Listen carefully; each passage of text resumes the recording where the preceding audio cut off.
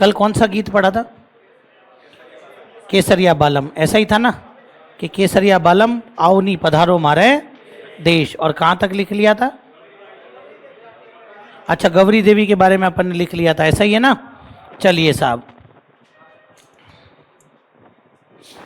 तो कल अपन ने गौरी देवी के बारे में अपन ने लिख लिया था।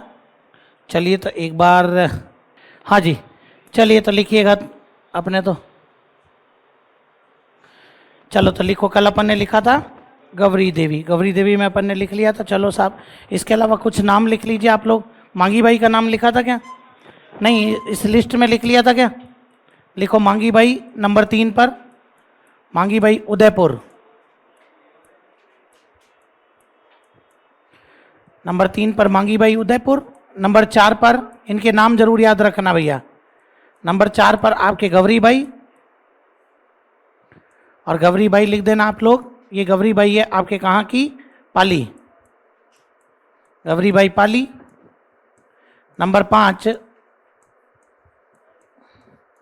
जमीला बानो जोधपुर,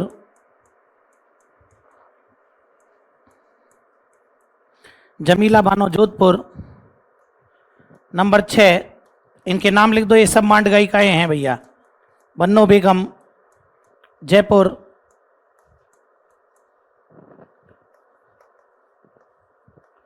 नंबर 7 बतूल बेगम जयपुर। इनके नाम लिख दीजिए आप लोग।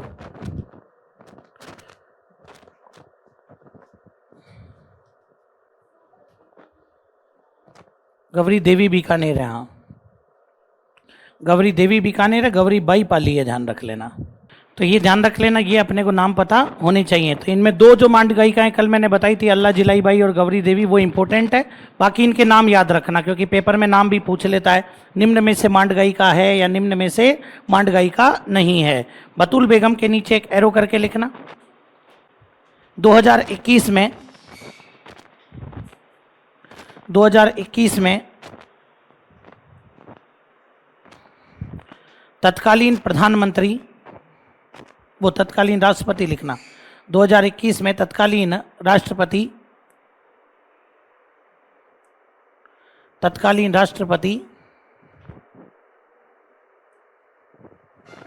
रामनाथ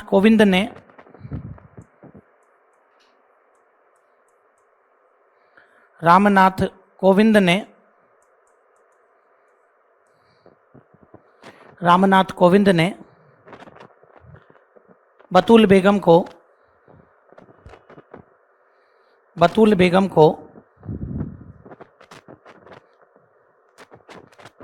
नारी शक्ति पुरस्कार,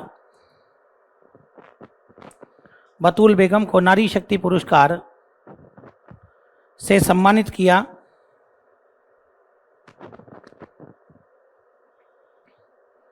बतूल बेगम को नारी शक्ति पुरस्कार से सम्मानित किया।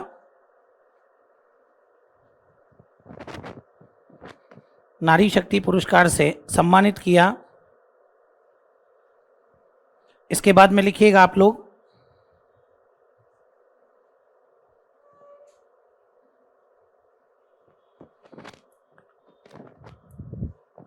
हाँ जी, इसके बाद में लिखो आप लोग नेक्स्ट कुर्जा गीत। कौन सा गीत आ जाएगा? कुर्जा। अभी मैं बता देता हूं आपको, इस तरह लिखना है, देखो कुर्जा गीत कौन सा आ जाएगा अपने पास में, तो ये ध्यान रख लेना, अपने पास में जो आ जाएगा वो है आपके कुर्जा गीत। चलिए तो इधर देखिएगा, आपको मैं यहाँ पर समझा देता हूँ इसके बारे में, ध्यान से इधर देखना आप लोग। कल अपन ने पढ़ा था कौन सा गीत? केसरिया बालम। बोलो कौन सा पढ़ा था कल अपन ने? तो कल अपन ने जो बात की थी वो आपके गीत आ जाएगा, उसका नाम क्या है आपके? केसरिया बालम। अब इधर देखना आप लोग, केसरिया बालम के बाद में तो नेक्स्ट अपने पास में जो गीत आता है वो कौन सा है? कुर्जा। पहली बात तो यहाँ पर देखो, मैंने 2 भागों में इसको बांटा है, और 2 भागों में बांटने के पीछे कारण है, और वो कारण आपके क्या है कि कुर्जा जो है, पहली बात तो ध्यान रखना, एक पक्षी होता है। कुर्जा अपने क्या होता है? एक, और कुर्जा जो है वो राजस्थान का संदेशवाहक पक्षी है। ये जो कुर्जा है ये राजस्थान का संदेशवाहक पक्षी है। पहली बात तो यही ध्यान रखना, जो संदेश को लाने ले जाने का काम करेगा। संदेश किसके पास भेजेंगे? बगल में बैठे हुए के पास या परदेश गए हुए के पास? बगल में बैठे हुए के पास संदेश काहे को भेजना, बोल ही देंगे ना। तो परदेश गए हुए के पास में संदेश भेजेंगे, मतलब पति परदेश गया हुआ है, उसके पास में पत्नी क्या करती है, संदेश भेजती है। और जब जब आपके पति, ऐसा भाव किसी गीत में आ जाए कि पति परदेश गया हुआ है, तो गीत कैसा हो जाएगा, विरह गीत। मतलब कि कुर्जा गीत आपके मारवाड़ का कैसा गीत है, और कुर्जा आपके राजस्थान का संदेशवाहक पक्षी है, जो संदेश को लाने ले जाने का काम करेगा। इसी को कहते हैं आपके विरणियों का पक्षी। मतलब कि जो महिला जो विरह काल को भोग रही है, उसको क्या बोलते हैं, विरणी। जिसका पति परदेश गया हुआ है, उस महिला को क्या बोलेंगे, उसको विरणी बोलेंगे। इसीलिए इसको आपके क्या कहा जाता है, विरणियों का पक्षी। बोलो क्या कहते हैं इसको। ध्यान रखना, ये जो कुर्जा है ना, ये मूलतः साइबेरिया रूस का पक्षी है, अपने यहाँ का नहीं है। अपने यहाँ तो माइग्रेट होकर के आता है, जलवायु परिवर्तन के बाद में वहाँ से उड़ता उड़ता उड़ता ईरान आ जाएगा, ईरान से अफगानिस्तान आ जाएगा, और आपके फिर खींचन गांव जोधपुर में आपके मिलेगा, जो अब फलोदी में चला गया है। तो खींचन गांव पलोदी के अंदर आपके ये पक्षी पाया जाता है। मूलतः पक्षी कहाँ का है, साइबेरिया रूस का। राजस्थान में कहाँ पाया जाएगा, हर जिले का एक शुभंकर होता है, हर जिले के एक पक्षी को शुभंकर माना गया है। ध्यान रखना, शुभ माना जाता है। वैसे ही जोधपुर का शुभंकर कौन सा पक्षी है, अब नए जिलों के हिसाब से देखते हैं वो क्या मानते हैं। अभी तक तो जोधपुर का शुभंकर कौन सा पक्षी माना जाता है, कुर्जा माना जाएगा। समझ में आ गई बात। और जब ये जोधपुर का शुभंकर है, तो आप दिमाग लगाओ, जोधपुर बोले तो मारवाड़, तो ये मारवाड़ का कैसा गीत हो जाएगा। मतलब परदेश गए पति के पास में, और महिला कुर्जा पक्षी के माध्यम से क्या करती है, संदेश भेजती है। और संदेश भेजते समय जो गीत गाती है वो कौन सा गीत होता है, कुर्जा गीत। लेकिन वहाँ यूं नहीं देगा कि विरणी स्त्री परदेश गए पति के पास कुर्जा पक्षी के माध्यम से, कुर्जा लिख देगा तो कोई उत्तर दे देगा कुर्जा। तो वो क्या करता है, मारवाड़ में परदेश गए पति के पास संदेश भेजते समय महिला कौन सा गीत गाती है रे, बोलो कौन सा गीत गाएगी, तो वो आपके कुर्जा गीत गाती है। ध्यान रख लेना। जैसे अगर अपन यहाँ पर बात करें कि भाई ये जो कुर्जा गीत है ये अपने किस प्रकार का गीत है, तो देखो आप लोग, ये अपने विरह गीत है। और दूसरी बात, ये भी आपके कौन सी शैली में गाया जाता है, मांड शैली में। बोलो कौन सी शैली में, तो ये ध्यान रख लेना आप लोग। जैसे ये अपन देखते हैं कि यहाँ पर ये अपने पास में और कुर्जा सॉन्ग आ जाता है, तो ये अपने पास कौन सा सॉन्ग है आपके, ये विरणी स्त्री अपनी व्यथा का वर्णन करती है। और ये ध्यान रख लेना, परदेश गए पति को याद करती है।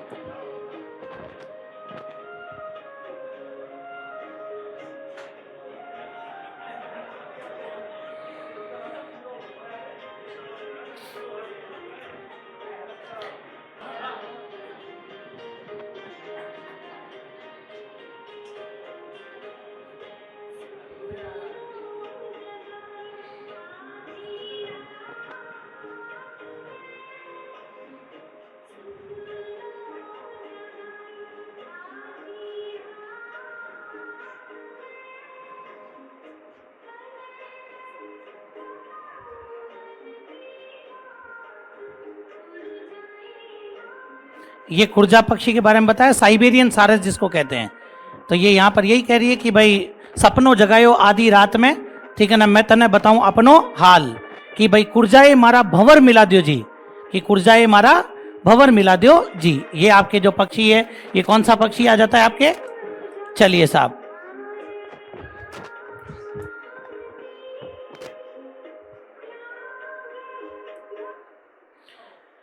ध्यान रखना, ये आपके कौन सा गीत हो जाएगा भैया, ये आपके कुर्जा गीत। वारे लाइटमैन तो ये ध्यान रख लेना। और ये जो कुर्जा गीत है, इस कुर्जा गीत के बारे में भी एक बात अपन लिख सकते हैं कि ये भी आपके कौन सी शैली में गाया जाता है, मांड गायन शैली। बोलो कौन सी, तो ये भी ध्यान रखना, आपके मांड गायन शैली का गीत है। समझ में आ गई बात यहाँ पर, लो साहब ये भी याद रख लेना आप लोग। अब जैसे मारवाड़ में परदेश गए पति के पास में कुर्जा संदेश लेके जाता है, वैसे ही ध्यान रखना आपके मेवाड़ में ये काम कौन करता है, सुवटिया। सुवटिया बोलते हैं भैया तोते को, सुवटिया क्या होता है। और मेवाड़ के अंदर भील जनजाति की महिलाएं, और मेवाड़ को अपन कौन सा क्षेत्र बोलते हैं, ये तो आपके मरुस्थलीय क्षेत्र हो जाता है, ये आपके पर्वतीय क्षेत्र होता है। तो ये ध्यान रखना आप लोग कि मेवाड़ में वर्षा ऋतु में गाए जाने वाला गीत होता है, या मैं कह सकता हूँ पर्वतीय क्षेत्र में वर्षा ऋतु में गाए जाने वाला गीत होता है। और भील जनजाति की महिलाओं द्वारा परदेश गए पति के पास संदेश भेजते समय कौन से पक्षी के माध्यम से, तब ध्यान रखना आपके ये गीत गाया जाता है। अगर मारवाड़ में आपके संदेश भेजा जाए तब तो कौन सा, और मेवाड़ में संदेश भेजा जाए तो, लेकिन मेवाड़ है तो कौन सी जनजाति की महिला, और कौन से पक्षी के माध्यम से? समझ में आ गई बात? तो ये आपके सुवटिया हो जाएगा। अगर सुवटिया लोकगीत है तो फिर टेवटिया क्या है? सुवटिया तो क्या है, एक देखो अक्षर का फर्क पड़ा है केवल, सुवटिया टेवटिया। सुवटिया लोकगीत है तो टेवटिया महिलाओं के गले का आभूषण होता है। महिलाएं गले में एक आभूषण पहनती है, उसका नाम क्या है? उसका नाम है आपके टेवटिया। वापस बोलो क्या नाम हो जाएगा? तो उसका नाम आपके टेवटिया हो जाएगा। समझ में आ गई बात यहाँ पर? तो ये चीज भी आप लोग अच्छे से याद रखना। ऐसे ही देखो मैंने आपको कुर्जा गीत बताया, अगर मानो कि कुर्जा नाम का आरटीडीसी का होटल पूछे तो वो कहाँ पर है भैया? नागौर के अंदर है। और अपने से पूछे कि कुर्जा नाम की एक राजस्थान पत्रिका निकलती है, ध्यान रखना, कुर्जा नाम की एक राजस्थान पत्रिका निकलती है, जो कहाँ निकलती है? बीकानेर। कौन निकालते हैं? अद्भुत शास्त्री। तो अद्भुत शास्त्री बीकानेर से आपके एक पत्रिका निकालते हैं जिसका नाम क्या है आपके? कुर्जा। तो कुर्जा गीत तो है ही, जो तो कहाँ का है? मारवाड़ का विरह गीत है।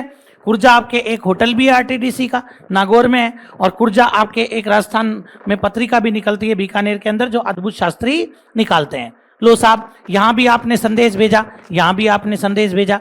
अब पति ने भी रिप्लाई कर दिया, आई एम कमिंग सून।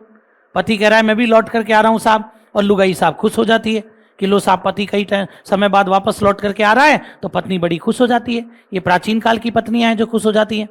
आधुनिक वाली तो ये और कहती है आ गया करम ठोक। तो ध्यान रखना, वो पत्नी ये चाहती है कि मेरा पति वापस लौट करके आ रहा है तो उससे जुड़े सारे शगुन मैं मनाऊं। और शगुन मनाने के लिए वो कव्वे को संबोधित करती है। कव्वे को कहती है कि तू मेरी छत पर आकर के बैठ, काँव काँव कर, फिर उड़ करके जा, फिर आकर के बैठ। ये ध्यान रख लेना। आई बात समझ में? क्योंकि अपने गांव में कहते हैं कि कौवा जब छत पर बैठकर काँव काँव करता है तो इसका मतलब होता है, बड़े बूढ़े आज भी कहते हैं आज तो पावना बड़ा है, आज तो पावना बड़ा है, तो मतलब मेहमान आ रहे हैं अपने, यूं माना जाता है। तो पत्नी को पता है कि मेरा पति आ रहा है, लेकिन भाई पति आ रहा है तो मुझे फीलिंग तो आनी चाहिए ना। तो वो कव्वे को कहती है कि तू और छत पर जाकर बैठ, काँव काँव कर, फिर उड़ कर जा, फिर आकर के बैठ। तो ये ध्यान रखना, वो कव्वे को संबोधित करते हुए अपने पति के वापस लौटने का शगुन मनाती है। तो सीधा प्रश्न क्या आएगा? पति के वापस लौटने पर कौन सा गीत गाया जाता है? कागा। बोलो कौन सा गाया जाता है? आप देख लो, गीत के अंदर भाव भी तो यही आता है। वो कहता है कि उड़ उड़ रे मारा काला रे कागला, जद मारा पीवजी घर आवे। कि उड़ उड़ रे मारा काला रे कागला, जद मारा पीवजी घर आवे। तो ये कौन सा गीत हो जाएगा आपके? ये आपके कागा गीत हो जाएगा। समझ में आ गई बात यहाँ पर? ये ध्यान रख लेना। तो अभी 3 गीत बताए, एक तो कौन सा, एक कौन सा और एक कौन सा? तो लिखो सबसे पहले आप लोग कुर्जा गीत। ये डायग्राम यू क्यू बना देना दोनों। आई बात समझ में? कुर्जा गीत लिखो सबसे पहले तो कुर्जा लिखो, फिर ये कुर्जा की दोनों बातें लिखना। इसी के नीचे नोट नंबर 1 लगा के लिखना ये वाली बात, और नोट नंबर 2 लगा के लिखना ये। पहले कुर्जा लिखने के बाद ये दोनों नोट लगा के लिख लेना भाई। फिर सुवटिया लिख लेना, फिर कागा। पूरा नोट कर दीजिए आप लोग। ये मतलब ये जो बॉक्स में ये सब नोट है, ध्यान रख लेना, ये भाई इनसे जुड़ी हुई बातें, इसलिए मैंने आपको यहाँ पर बता दी। तो लिख लिया आप लोग। कागा गीत भी लिख लेना भैया। लिख लिए सभी? तो लिखो फटाफट।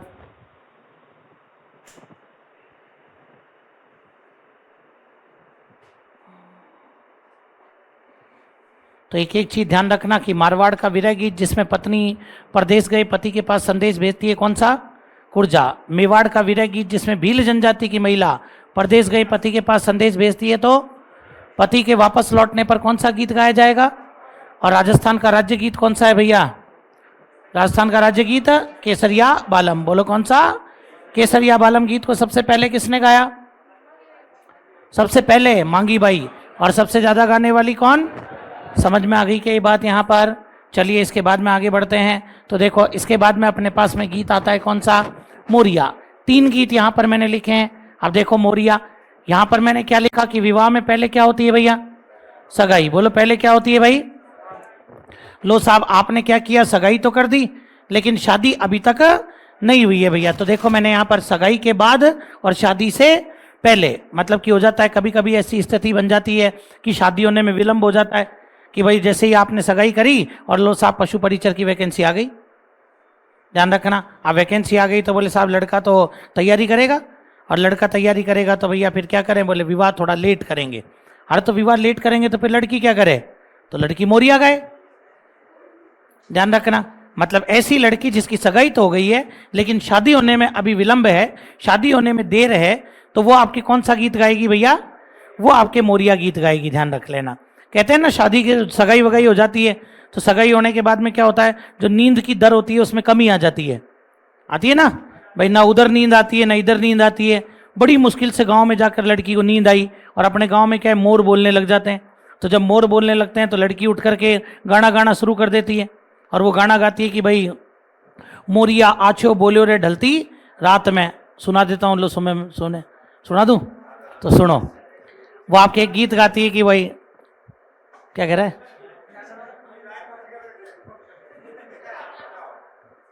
हाँ मैं बता रहा हूँ ना, तो वो गीत गाती है, ध्यान रखना। वो कहती है कि मोरिया आछो बोलियो रे ढलती रात में, मोरिया आछो बोलियो रे ढलती रात में, ओ मारे ही बड़े में, ओ मारे ही बड़े में चलगी कटार, मोरिया आछो बोलियो रे ढलती रात में।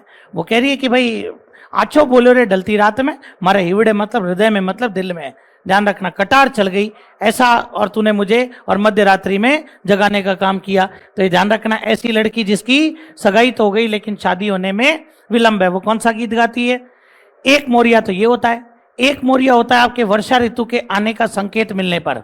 अपने आबू क्षेत्र जो है ना सिरोही वाला, वहां पर क्या होता है, वर्षा ऋतु के आने का संकेत मिलने पर भी मोरिया गाया जाता है। वो मोरिया का कॉन्सेप्ट अलग है, वो आपके अलग तरीके से गाते हैं। उसको गाते हैं कि मोर बोले रे ओमल जी आबू रे पहाड़ा में, ओमल जी मोर बोले रे, मोर बोले रे ओमल जी आबू रे पहाड़ा में, ओमल जी मोर बोले रे।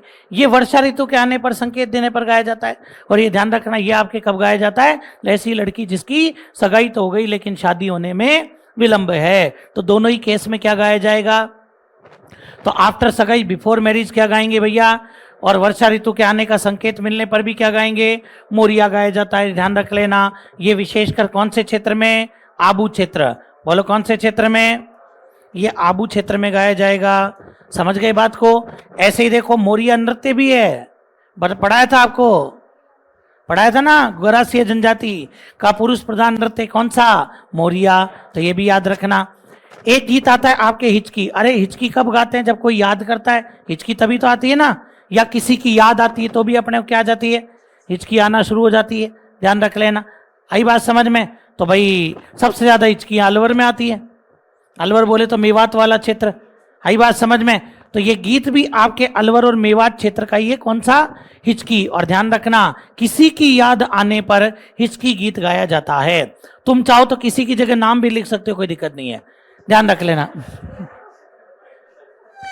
तो अलवर या मेवात क्षेत्र का लोकगीत कौन सा हो जाएगा आपके, हिचकी। और ध्यान रखना, किसी की याद आने पर क्या क्या गाया जाता है, आपके हिचकी गाया जाता है। एक पत्नी है, उसको ऐसा लगता है कि मेरा पति मुझे याद कर रहा है, तो वो आपके हिचकी गीत गाती है। ऐसा गलतफहमी का शिकार है वो बेचारी, उसको लग रहा है कि मेरा पति मुझे याद कर रहा है, ये ध्यान रख लेना। तो वो आपके कौन सा गीत गाती है, वो आपके हिचकी गीत गाती है, ध्यान रख लेना। मारवाड़ी गीतों में बहुत ही अच्छा गीत है आपके, ये सुनना इसको तुम।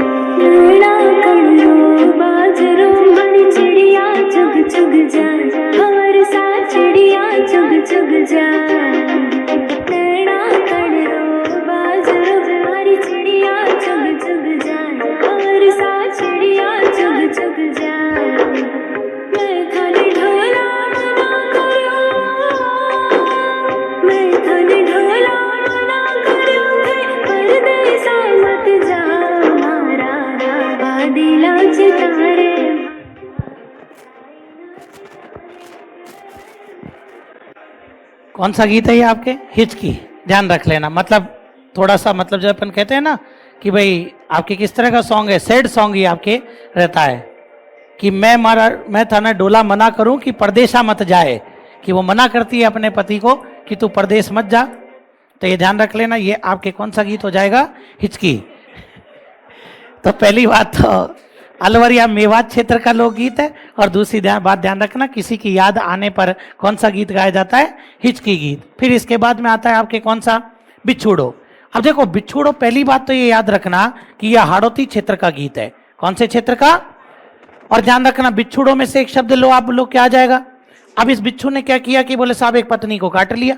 ध्यान रख लेना, अब उस पत्नी को ऐसा लगता है कि भले मैं मरने वाली हूं, तो वो मरने से पहले अपने पति को अपने पास बुलाती है और बुला करके दूसरा विवाह करने का संदेश देती है। मतलब it's a golden opportunity for husband. ध्यान रख लेना। तो वो क्या करती है, अपने और पति को दूसरा विवाह करने का संदेश देती है। आपसे सीधा प्रश्न पूछेगा, किस गीत के माध्यम से पत्नी अपने पति को दूसरा विवाह करने का संदेश देती है? बिछुड़ो। और ये कौन से क्षेत्र में गाया जाता है? हाड़ौती क्षेत्र में गाया जाता है। तो वो कहती है कि बोले मैं तो मरी होती आज मरी होती, खा गयो बैरी बिछुड़ो। मैं तो मरी होती आज मरी होती, खा गयो बैरी बिछुड़ो। अरे जेठ जी को छोरो मारे आगे आगे चाले, जेठ जी को छोरो मारे आगे आगे चाले, पाछे पाछे चाले मारो आड़ी जो मतलब पति। अरे खा गयो बैरी बिछुड़ो। तो ये पूरा आपके लंबा गीत होता है भैया। तो ये ध्यान रखना, ये आपके कहाँ का है भाई? हाड़ौती। और किस गीत में पत्नी अपने पति को दूसरा विवाह करने का संदेश देती है? तो कौन से गीत के अंदर भैया? तो आपके बिछुड़ो गीत के अंदर देती है। अभी तो आप फोटो खींच लीजिए, लिख लेना इसको, बाकी बातें करेंगे फिर कल। तब तक के लिए धन्यवाद। जय हिंद, जय भारत।